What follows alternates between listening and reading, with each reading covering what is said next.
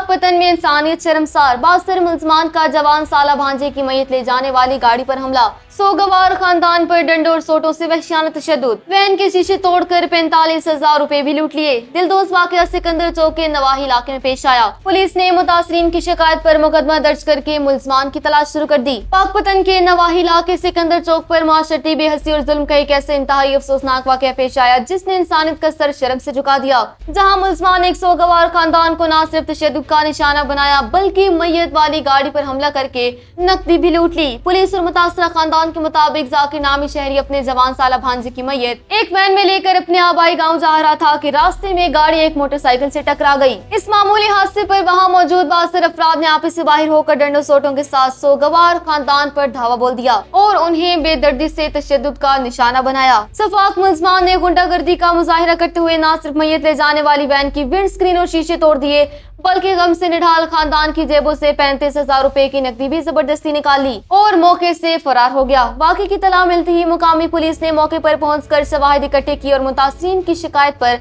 बाकायदा मुकदमा दर्ज करके फरार मुलजमान की गिरफ्तारी के लिए छापे मारना शुरू कर दिए हैं।